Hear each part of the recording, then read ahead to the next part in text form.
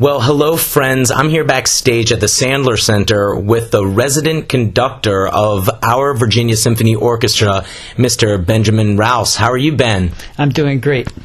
All right. Yeah, he just finished conducting a wonderful performance called Beethoven Lives Upstairs, in which they played all kinds of different Beethoven music, and they acted it out. It was really a cool thing. What do you think about that? Yeah, this is a show from a company called Classical Kids, which actually has concerts about different composers. They've got a Vivaldi show, they've got a Tchaikovsky show. This is their marquee offering, Beethoven Lives Upstairs. The orchestra plays bits and pieces of about 24 Beethoven, actually more than that. I think there are 31 musical cues in this show. The full orchestra, along with some selections for solo piano, solo violin. So you get a real kind of multidimensional look at Beethoven's compositional output. And there are actors in front of the stage with props, costumes. It's a play going on simultaneously with the music, talking about Beethoven's life and what he was like, told from the point of view of this young kid who lives in the apartment beneath Beethoven, ostensibly, and it's taken actually from some good historical sources. So I'd say it's at least as historically accurate as the movie Amadeus, maybe even more so.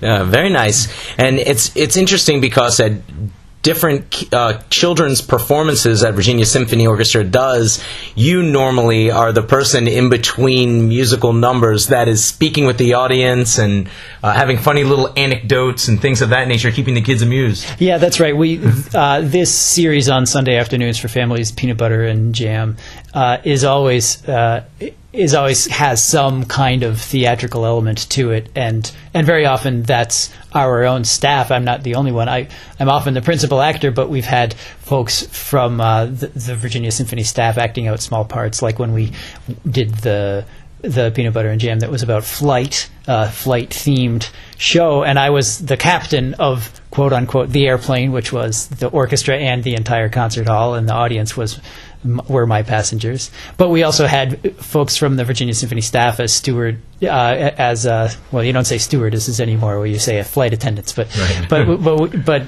and then there was spoken stuff from off stage. So yeah, there's always a big entertainment value to these shows. I think there's also real artistic value, and there's even educational value, but we emphasize the entertainment and the artistic value. Yes, and of course it was fun watching you conduct as Batman that time. That's right, superheroes. Any chance I have to put on my Batman costume, I own it. Oh, cool. I own my Batman costume. I've used it in concerts before, and I will use it again. So, all right. So let me ask Ben, how did you get into music in the first place? What brought you to the art form? Strangely enough, before I remember what music sounded like, or even what a violin looked like, I had in my mind the thought, I want to take violin lessons. I don't know how I got it in my head. I mean, I guess my parents put it there, but the earliest memory is I'm going to take violin lessons. There's just this kind of, I think the word is pronounced either inchoate or inchoate thought, not fully formed thought that was kind of swimming around in my 6-year-old mind, because I did start when I was 6 years old. Wow. And so violin was my first instrument, and I was also, you wouldn't think this looking at me because I weigh about $135, but I actually played 8 years of ice hockey, like most young kids in New Hampshire will do. And come the age of 14, both hockey and violin were taking more and more time and commitment, and it became time to make a choice. And I was sad to stop playing hockey, but there was never a question in my mind that I would stop playing music. And I just gradually made more and more space in my life for music until it was clear that would be my life's work. Good. Now, here's a question that you could answer. Not a lot of people can really answer this, but how does one start off as a violinist and become a conductor of an orchestra? Yeah, it's a great question, and there is no one answer, and I still barely know how that works. I only know how it worked for me, which was in fact, from a pretty early age, even 11 or 12, I had deep in the back of my mind the desire to be a conductor. And I also don't know how I got that idea. But I really saw no way in, and so I couldn't really engage that. I didn't even know who to ask that question you asked me, how do I go from being a violinist to being a conductor? I had my thumb in many pies, so to speak. I was also a composer and still do compose and arrange music of my own sometimes. So I had composition and violin, and I sort of wanted to be a conductor. And the first chance I ever had to conduct anything was when I was attending a rehearsal of a string orchestra piece of mine that was getting played by one of the youth orchestras at New England Conservatory Prep School. I was a senior in high school, and the orchestra was made up of some younger kids, and their conductor was late, maybe stuck in traffic or something, and they were supposed to be rehearsing my piece. So I stood up and started the rehearsal and conducted music for the first time in my life. Nice, and powerful moment there. It was pretty amazing. I mean, it was as exciting as I thought it would be, and it still is. It seems to me like it's patently obvious that everyone in the world should want to be a conductor because it's the best thing you could do. But then I talk to other people who think, "Gosh, I would never want to do that." Violinists who think, "Well, but if I were conducting the symphony, I wouldn't be able to be playing the first violin part and having so much more fun, because they're drawn to the violin and not to conducting." So now I recognize that it's not simply everyone's desire, but you can see how exciting it might be, and it is that exciting. So I gradually got little bits and pieces of conducting experience over the course of my college years until senior year.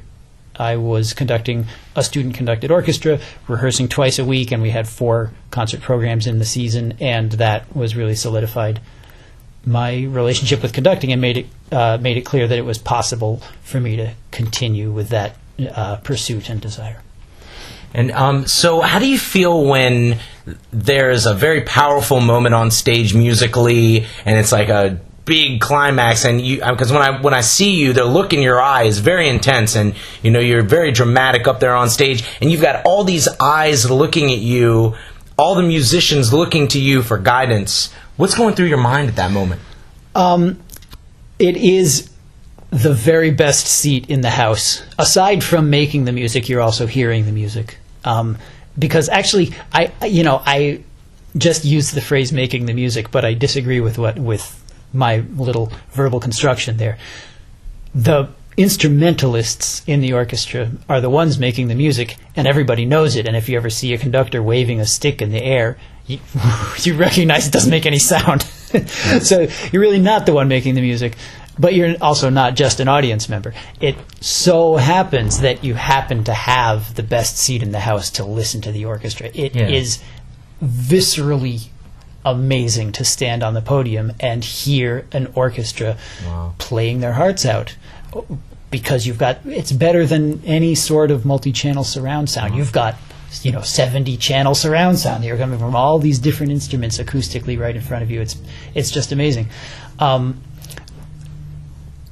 My attempt is to try not to let my enjoyment of what's going on get in the way of my job, which is to facilitate the musician's performance of the music for the audience's benefit.